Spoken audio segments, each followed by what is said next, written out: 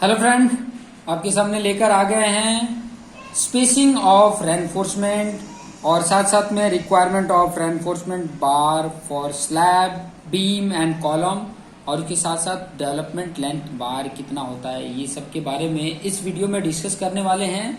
और एक मेरा राय रहेगा कि जो भी पॉइंट मैं बता रहा हूँ, जो इम्पोर्टेंट लग रहा है उसको नोट डाउन कर लो, शॉर्ट में नोट डाउन कर लो कि ताकि शॉर्ट में रिवीजन करने के लिए आपको एग्जाम से पहले काम मिल सके, हेल्प मिल सके। तो ये प्रयास रहेगा, ठीक है, कि नोटबुक पेन लेके बैठे, ठीक है। तो चलिए बात करते हैं स्पेसिंग ऑफ रेनफोर्समेंट। स्पेसिंग मतलब दो रेनफोर्समेंट के बीच में कितना स्पेस रखना है, ठीक है। ये चीजों के बारे में बात करने वाले हैं। तो ये आपको मिल सकता है, कहाँ पे मिल जाएगा ये भी बता देते हैं। IS 4/6 2000 पेज नंबर 45 पे क्लॉज 26.3 में देख सकते हैं, ठीक है। क्या बोल रहा है? मिनिमम हॉरिजॉन्टल डिस्टेंस किसके लिए, स्पेसिंग के लिए बात कर रहे हैं। Should not be less than greater of 3 value. ये 3 वैल्यू जो हैं इनमें से जो मैक्सिमम होगा ग्रेटर ऑफ 3 वैल्यू, इन दोनों में से जो ग्रेटर है मैक्सिमम है उससे कम नहीं होना चाहिए। जो मैक्सिमम वैल्यू है उससे कम नहीं होना चाहिए। ध्यान से समझिए, जो मैक्सिमम है उससे कम नहीं होना चाहिए, ये कह रहा है। जो मैक्सिमम इन तीनों में से होगा वही उससे ज्यादा हो सकता है लेकिन कम नहीं होगा, ये बात कह रहा है, ठीक है। स्पेसिंग की बात कर रहा है। क्या बोल रहा है? The diameter of the bar if the diameter are equal to, मतलब बोल रहा है कि जो बार यूज करने वाले हैं डायमीटर का वो उसके बराबर, ठीक है, उसके बराबर स्पेसिंग ले सकते हो। दूसरा बोला the diameter of the larger bar, जो डायमीटर ज्यादा डायमीटर वाला जो बार है, if the diameter are unequal, मतलब अनइक्वल डायमीटर के बार यूज कर रहे हो तो जो ज्यादा डायमीटर वाले हैं उतना। तीसरा बोला है 5 mm और more than nominal maximum size of coarse aggregate. Coarse aggregate जो यूज कर रहे हो उसका जो नॉमिनल मैक्सिमम साइज है उससे 5 mm ज्यादा, 5 mm more than the nominal 5 mm ज्यादा, ठीक है। मान लो कि 20 mm का यूज कर रहे हो तो 20 प्लस ये 25 mm स्पेसिंग होना चाहिए, या उससे ज्यादा रहेगा। इन तीनों में से जो मैक्सिमम होगा उससे ज्यादा रहेगा, चलेगा, कम नहीं चलेगा। अब ज्यादा के लिए भी इतना भी ज्यादा नहीं रख देना है कि काम ही ना बने, ठीक है। बहुत ज्यादा गैपिंग रख दोगे तो जो स्टील की रिक्वायरमेंट है वो कम नहीं होनी चाहिए, भी ध्यान में रखेंगे, ठीक है। रिक्वायरमेंट भी तो स्टील का होना चाहिए उतना। तो ये कुछ पॉइंट हॉरिजॉन्टल में। मिनिमम वर्टिकल अगर बात करेंगे, वर्टिकल मतलब बीम में जरूरत पड़ता है, ठीक है। बीम में एक के ऊपर एक अगर प्रोवाइड करते हैं तो उसके लिए बात कर रहे हैं, वर्टिकल डिस्टेंस की बात कर रहे हैं, ठीक है। तो क्या बोल रहा है? When bar are provided in 2 और more row, minimum vertical distance between bar shall not be less than greater of 3 value. Greater of 3 value कौन कौन सी? जैसे इन तीनों वैल्यू में से जो ग्रेटर होगा उससे कम नहीं होना चाहिए। 15 mm एक तो 2/3 into nominal maximum size of aggregate, जो भी उसका मैक्सिमम साइज होगा एग्रीगेट का उसका 2/3 का मल्टीप्लीकेशन जो वैल्यू आएगा वो, या तो मैक्सिमम साइज ऑफ बार, जो बार का मैक्सिमम साइज होगा वो। इन तीनों में से जो मैक्सिमम होगा उससे ज्यादा रहेगा, चलेगा, कम नहीं चलना चाहिए। ज्यादा मतलब बहुत ज्यादा भी नहीं रख सकते, ये भी ध्यान रखना है, ठीक है। और सी बोल रहा है maximum distance between bar in tension, जो टेंशन में बार यूज किए गए हैं उनका मैक्सिमम डिस्टेंस कितना हो सकता है। तो वो भी आपको पेज नंबर 46 क्लॉज 26.3 में मिलेगा। बीम के लिए देखिए, बीम के लिए आप टेबल 15 प्रोवाइड करोगे, देखोगे कि इससे ज्यादा नहीं होना चाहिए, शेल नॉट एक्सीड वैल्यू। और स्लैब के लिए देखोगे तो जो मेन रेनफोर्समेंट यूज करोगे, अभी मेन रेनफोर्समेंट और डिस्ट्रीब्यूटिव बार जो होता है, दो होते हैं इसमें, तो वो दोनों के बारे में बात कर लेते हैं। मेन रेनफोर्समेंट जो होगा वो कहाँ पे प्रोवाइड किया जाता है? जब 1 वे स्लैब 2 वे स्लैब बताऊंगा तो उसमें आपको डिटेल में समझाऊंगा कि किसको 1 वे स्लैब बोलते हैं, किसको 2 वे स्लैब बोलते हैं। 1 वे स्लैब में मेन स्टील कहाँ पे रहता है, 2 वे स्लैब में मेन स्टील और डिस्ट्रीब्यूशन स्टील कहाँ पे होता है, ये सब के बारे में डिटेल में आपको एक्सप्लेन करके बताएंगे। अभी के लिए यहाँ पे ध्यान रखिए कि अगर स्लैब है तो मेन रेनफोर्समेंट जो होगा 3 इंटू डायमीटर, इफेक्टिव डेप्थ, अच्छा सॉरी ये डी जो पुट किया है वो इफेक्टिव डेप्थ है, 3D इंटू करो और 300। इनमें से जो छोटा होगा वो होगा स्लैब में रेनफोर्समेंट का बीच का डिस्टेंस, रेनफोर्समेंट के बीच का स्पेसिंग, क्लियर। अगर डिस्ट्रीब्यूशन स्टील है तो इफेक्टिव डेप्थ का 5 गुना इंटू 450 इन दोनों में से जो स्मॉलर वैल्यू होगा वो कंसीडर करेंगे spacing between two reinforcement. Clear?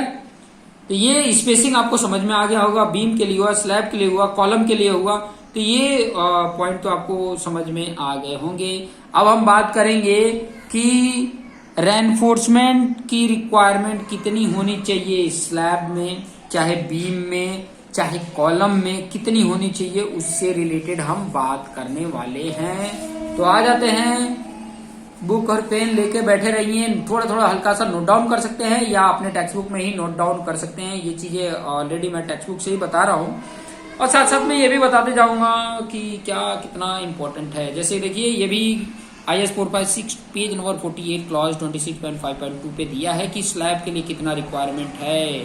ठीक है, और कितना है मिनिमम रेनफोर्समेंट जो होना चाहिए माइल्ड स्टील के लिए। Minimum total cross section area जितना होगा, टोटल क्रॉस सेक्शन एरिया मतलब किसके लिए बात हो रही है, ये अगर स्लैब की बात हो रही है, देखो स्लैब के लिए टोटल क्रॉस सेक्शन एरिया जितना है उसका 0.15, 1% भी नहीं है, 0.15% मतलब 0.15 का उस एरिया में मल्टीप्लीकेशन करोगे, डिवाइड बाय 100 करोगे, जो वैल्यू आएगी वो माइल्ड स्टील का मिनिमम होगा, मिनिमम रिक्वायरमेंट होगा कि इतना एरिया हमें यूज करना है स्टील के लिए, माइल्ड स्टील के लिए। फॉर टॉर स्टील अगर यूज करते हैं तो मिनिमम 0.12%, 12% यूज करते हैं टोटल क्रॉस सेक्शन एरिया का। इतना एरिया का हमें क्या प्रोवाइड करना पड़ेगा, स्टील प्रोवाइड करना पड़ेगा टोटल एरिया का। ठीक है, बाकी एरिया में कंक्रीट रहेगा, सीधी बात।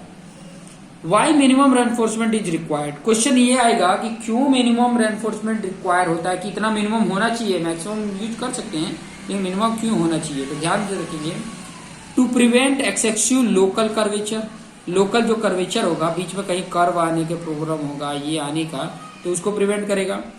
शियर फोर्सेस को रजिस्ट करेगा, to provide resistance to unforeseen forces applied during construction के टाइम पे कुछ अनफोर्सीन कुछ आ गया तो उसको रजिस्ट करने के लिए काम में आ जाएगा। बात आती है सेकंड पॉइंट, फॉर स्लैब के लिए मैक्सिमम डायमीटर कितना यूज कर सकते हैं। ध्यान से समझना, ये क्वेश्चंस वाइवा में भी पूछे जाते हैं कि मैक्सिमम डायमीटर कितना होना चाहिए उसमें जो स्टील बार यूज कर रहे हो। तो diameter of bar shall not exceed, कितना से ज्यादा नहीं होना चाहिए, टोटल स्लैब थिकनेस के डिवाइड बाई 8। स्लैब का थिकनेस मान लो कुछ बोलूं मैं, अगर जितना भी है, जितना भी होगा ये थिकनेस, ये आप अगर लोगे कैपिटल D लेते हो तो डिवाइडेड बाय 8 करना। ठीक है, जो वैल्यू आ रही है उससे ज्यादा हमारा जो स्टील बार यूज करना उससे ज्यादा नहीं होना चाहिए, ये भी ध्यान रखना। 1/8 into total slab thickness. Clear? Minimum diameter SP34 detail in reinforcement. ठीक है, मेन स्टील के लिए। ठीक है, ये दिया हुआ है मिनिमम डायमीटर कितना होना चाहिए। For plane bar minimum diameter 10 mm, plane बार अगर यूज करते हैं 10 mm, डिफॉर्म बार है तो मिनिमम 8 mm। डिस्ट्रीब्यूटिव अगर स्टील की बात करेंगे तो मिनिमम 6 mm यूज करेंगे। ठीक है, कि ये डायमीटर का हमने यूज करना है। यहाँ पे तो बातें की गई थी मैक्सिमम डायमीटर कितना होना चाहिए और मिनिमम इतना होना चाहिए। ठीक है, मैक्सिमम इतना, मिनिमम इतना। क्लियर? ठीक है, चलिए बीम की बात कर लेते हैं। बीम आपके सामने आ गया। ओके, बीम का आगे हम डिजाइन बीम का ही करने वाले हैं। जैसे सिंगली आरसी बीम है, डबली आरसी बीम है, तो इसमें ताजा ताजा थोड़ा सा ये रहेगा, आपको याद रहेगा कि मिनिमम टेंशन रेनफोर्समेंट, क्योंकि सिंगली आरसी है तो टेंशन भी प्रोवाइड करते हैं, तो कितना एरिया प्रोवाइड करेंगे, तो वो एरिया ऑफ स्टील यहाँ पे दिया हुआ है कि टेंशन जोन में कितना एरिया ऑफ स्टील प्रोवाइड करेंगे। तो AS upon B into D, B is the width of beam और D is the effective depth. 0.85 पर FY आपको पता है कैरेक्टरिस्टिक स्ट्रेंथ फॉर रेनफोर्समेंट है। इसको सॉल्व करेंगे, बाकी वैल्यू दी रहेगी तो इससे मिल जाएगा area of steel. AS upon BD equal to 0.85 upon FY, इसके थ्रू हमें मिल जाएगा कि कितना बीम में टेंशन जोन में कितने एरिया मुझे रेनफोर्समेंट प्रोवाइड करना है। क्लियर? चलिए कुछ और आगे पॉइंट देख लेते हैं। ठीक है, आगे कुछ और इम्पोर्टेंट पॉइंट देख लेते हैं। क्या इम्पोर्टेंट है देख सकते हैं। अभी मान लीजिए कि वैल्यू दिया हुआ वो पुट किए, जैसे कि ये पुट किए तो AS 0.0034 BD आया, ठीक है, ये वैल्यू आया, मतलब 0.3434। अब BD क्या है, B विड्थ है, D उसका डेप्थ है, तो इफेक्टिव एरिया उसका मिल जाएगा कि 0.34 परसेंटेज, इससे परसेंट डिवाइड बाय 100 करोगे तो वही आएगा ये वैल्यू, तो इसका मल्टीप्लीकेशन है, तो इतना percent effective area of beam करते हैं। अगर मान लीजिए कि टॉर यूज करते हैं, ये तो माइल्ड के लिए हो गया, टॉर यूज करते हैं 415 का, तो वो कितना होता है 20% नहीं 0.20% effective area of the beam ये होता है। तो ये सीधा सीधा आप बता सकते हो 0.34% इफेक्टिव एरिया ऑफ बीम जब माइल्ड स्टील यूज करना हो, और HYSD स्टूल करना है यूज करना है तो 0.20% हम यूज करेंगे इफेक्टिव एरिया ऑफ बीम के लिए। यहाँ पे लिख भी दिया गया है, ये इंपॉर्टेंट है, ये नोट डाउन कर सकते हैं। क्लियर। मैक्सिमम टेंशन रेनफोर्समेंट में अगर आप बात करें तो मैक्सिमम कितना होना चाहिए, मिनिमम मैक्सिमम क्राइटेरिया तो देना पड़ेगा ना, तो maximum area of reinforcement shall not be more then 0.04 BD, मतलब 0.4% बोल सकते हैं, ये 4% बोल सकते हैं, 4% ऑफ टोटल एरिया से ज्यादा नहीं होना चाहिए। क्लियर, इससे ज्यादा नहीं होना चाहिए। अच्छा, कंप्रेशन मेंबर में अगर यूज करते हैं तो उसके लिए भी मैक्सिमम यही होगा कि 4% से ज्यादा नहीं होना चाहिए। क्लियर। चलिए कुछ और बात आ जाता है side face of reinforcement. Side face of reinforcement की अगर बात करें तो when depth of the web, ठीक है, exceed 750 mm, side face reinforcement is required on both side of web. दोनों वेव के दोनों साइड हम प्रोवाइड करेंगे, ठीक है। Total area of side face reinforcement 0.1% of web area होगा। Total calculated steel is equal to distributed on 2 faces होगा। The spacing of side face reinforcement shall not exceed smaller of 300 mm और wave thickness से smaller नहीं होना चाहिए। ये चीजें ध्यान में रखेंगे, नॉट एक्सीड स्मॉलर ऑफ 300, इन दोनों में से जो छोटा होगा उससे ज्यादा नहीं होना चाहिए, इन दोनों में से जो छोटा होगा उससे ज्यादा नहीं होना चाहिए। शियर एनफोर्समेंट की अगर मैं बात करूं तो maximum spacing of shear enforcement 0.75 D for vertical स्टीरअप। Vertical स्टीरअप जो प्रोवाइड करते हैं उनमें ये चीजें ध्यान में रखेंगे। Spacing, maximum spacing for shear enforcement 0.75 D, और D for inclined stirrup at 45 degree. Inclined stirrup के लिए जो D होता है 45 डिग्री और 300 mm। इनमें से not greater than smaller of 2 value, जो दो इसमें से स्मॉलर होगा उससे ज्यादा नहीं होना चाहिए, कम रहेगा चलेगा। मिनिमम शियर एनफोर्समेंट, ये सब आपको जरूरत पड़ेगी जब हम स्टीरअप की डिजाइन करेंगे, कितना स्टीरअप होने चाहिए, ठीक है। स्टीरअप भी तो स्टील ही है, तो वो कितना होना चाहिए उसकी बात कर रहे हैं, ठीक है। शियर एनफोर्समेंट की बात जो कर रहे थे वो शियर एनफोर्समेंट यही है, स्टीरअप की बात कर रहे हैं।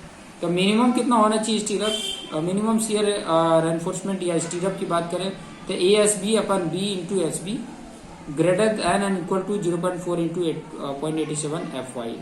ASB क्या है, total cross section area of stirrup leg. Stirrup leg जो है उसका टोटल क्रॉस सेक्शन एरिया है। क्लियर। तो ये सब चीजें आपको समझ में आ गई है, ठीक है। चलिए अभी और भी कुछ इंपॉर्टेंट पॉइंट है जैसे कि कॉलम, ठीक है। कॉलम से रिलेटेड भी तो पता होना चाहिए। तो जो कॉलम की बात करेंगे तो लॉन्जिट्यूडिनल रेनफोर्समेंट की अगर मैं बात करूं, लॉन्जिट्यूडिनल रेनफोर्समेंट में तो उसके लिए कुछ इंपॉर्टेंट पॉइंट दिया है, थोड़ा सा ध्यान से समझेंगे तो आपको समझ में आ जाएगा आसानी से, बहुत ज़्यादा डिफिकल्ट नहीं है। क्या बोला है, the cross section area of longitudinal reinforce. Longitudinal मतलब क्या हुआ, जो लॉन्जिट्यूडिनल रेनफोर्स कॉलम में तो ऐसे ही प्रोवाइड करेंगे वर्टिकली, वही लॉन्जिट्यूडिनल रेनफोर्समेंट है। Shall not be less then 0.8% nor more than 6%। 0.8% से कम नहीं होना चाहिए और 6% से ज़्यादा नहीं होना चाहिए। किसका, जो कॉलम का क्रॉस सेक्शन एरिया है, क्रॉस सेक्शन एरिया है, मतलब ये तुम्हारा देखो टॉप व्यू है, यहाँ यहाँ यहाँ यहाँ ये प्रोवाइड करने वाले हो, कभी इधर ये लेंथ होता है तो इधर प्रोवाइड कर देते हैं, तो ये तो पूरा क्रॉस सेक्शन एरिया है। उस क्रॉस सेक्शन एरिया का 0.8% निकालोगे तो ये स्टील का एरिया मिलेगा, और उसका 6% निकालो, उससे ज़्यादा नहीं होना चाहिए, भी ध्यान में रखना, ठीक है। The bars shall not be less than 12 mm diameter. ये भी ध्यान रखना कि जब कॉलम में हम बार प्रोवाइड कर रहे हैं, चाहे माइल्ड हो चाहे HYSD हो, वो 12 mm डायमीटर से कम नहीं होना चाहिए, उससे ज़्यादा रहेगा चलेगा। The minimum number of longitudinal bar provide in column shall be 4। हमेशा ध्यान रखना, बहुत इंपॉर्टेंट पॉइंट ये है, कोई भी कॉलम होगा तो मिनिमम नंबर ऑफ बार कितना यूज कर सकते हो, 4 यूज कर सकते हो। एंड 6 इन सर्कुलर कॉलम, अगर सर्कुलर है, ये देखो ऐसे अगर है तो 4 मिनिमम, अगर ऐसे है तो मिनिमम 6। ध्यान देना, इसके लिए मिनिमम 6, इसके लिए मिनिमम 4। बहुत इंपॉर्टेंट चीज है, ठीक है। ऐसा cross section area top view देखोगे और इसका टॉप व्यू देखोगे तो ये इसमें नंबर ऑफ बार जो यूज करोगे ये 6 करोगे और इसमें 4। मिनिमम, मैक्सिमम कर सकते हो, मिनिमम 4 इसके लिए और इसके लिए 6, ये ध्यान में रखना है। और बातें बोला है कि spacing of longitudinal bar measure along the peripheral of the column shall not be exceed 300 mm, 300 mm से ज्यादा नहीं होना चाहिए। और reinforcement concrete column having helical reinforcement shall have at least 6 bar of longitudinal reinforcement, कम से कम 6 होने चाहिए ये बार। ये चीजें ध्यान देना। हेलिकल मतलब ऐसे ही होता है, इस तरीके का होता है, इस तरीके का होता है, ठीक है। लेटरल टाई क्या होती है? लेटरल टाई में आप पिच को समझोगे और डायमीटर को समझोगे, ठीक है। लेटरल टाई में देखिए पिच क्या होता है, vertical distance between 2 consecutive tie. जो 2 कंजिक्यूटिव टाई है उनके बीच का जो लेटरल डिस्टेंस है, ठीक है, वर्टिकल डिस्टेंस है, सॉरी वर्टिकल डिस्टेंस है, उसी को बोले जाते हैं pitch. Pitch not be more than smaller of 3 value. इन तीनों वैल्यू में से जो कम है उससे ज्यादा नहीं होना चाहिए। एक तो least lateral dimension of column, दूसरा 6 into diameter of smaller longitudinal bar और 300 mm में। इन दोनों में, तीनों में से जो कम होगा उससे ज़्यादा नहीं होना चाहिए। डायमीटर की अगर मैं बात करूं तो डायमीटर ये कह रहा है टाई के लिए, ठीक है, फॉर टाइज। अभी क्या होता है टाइज, वो भी थोड़ा आगे मैं आपको समझा दूंगा। पहला 1/4 into diameter of largest longitudinal bar. Largest longitudinal bar का जो डायमीटर होगा उसका डिवाइड बाई 4 या तो 6 mm। नॉट लेस देन मतलब कम नहीं होना चाहिए, इनमें से जो मैक्सिमम है उससे कम नहीं होना चाहिए, इनमें से जो मैक्सिमम है उसमें से कम नहीं होना चाहिए, ये ध्यान में रहे। अगर हेलिकल रेनफोर्समेंट है तो उसके लिए पिच 75 mm या तो 1/6 इंटू कोर डायमीटर, और इनमें से shall not exceed smaller 2 value. इन दोनों में से जो स्मॉलर होगा उससे ज्यादा वैल्यू नहीं होना चाहिए। ये चीजें थोड़ा ध्यान में रखेंगे। और फर्दर बताया है कि 25 mm, फर्दर और भी कुछ इंपॉर्टेंट पॉइंट बताया, 25 mm और 3 into diameter of helix. Pitch shall not be less than greater of 2 value. इन दोनों में से ज्यादा नहीं होना चाहिए, दोनों में से जो है ज्यादा नहीं होना चाहिए। Pitch shall not be less than, sorry ज्यादा, जो दोनों में से जो ज्यादा है उससे कम नहीं होना चाहिए, ये बात कह रहा है।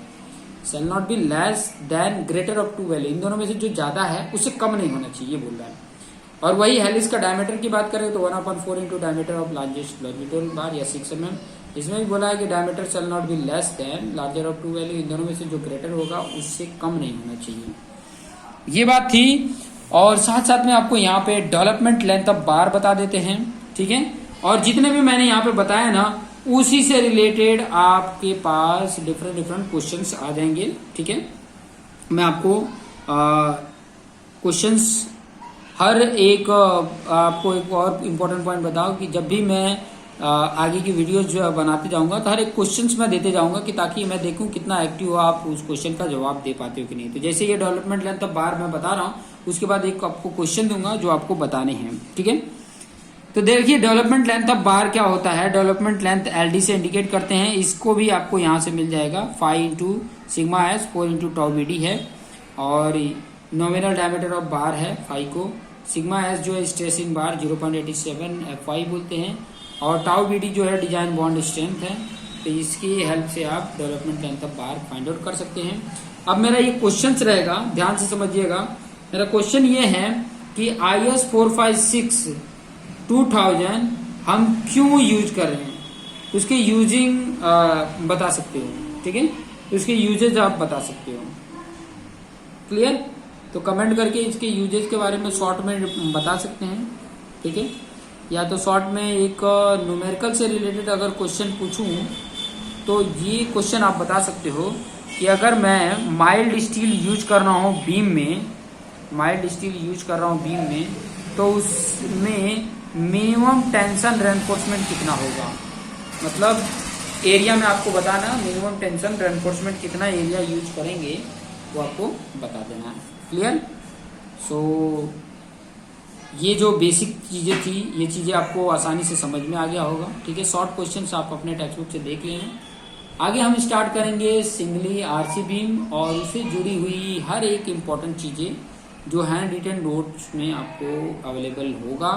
तो देखते रहिए और अपने आप को बेस्ट बनाते रहिए, और आपको वीडियो अच्छा लगता है तो अपने दोस्त मित्रों को शेयर करिए। चैनल पे नए हैं तो सब्सक्राइब कर लीजिए और बेल आइकन पे क्लिक कर लीजिए कि ताकि इसके जितने वीडियो हैं उसके नोटिफिकेशन आपको मिल सकें और आप अच्छे से प्रिपेयर कर सकें। तो देखते रहिए और अपने आप को बेस्ट बनाते रहिए। Thank you for watching this video.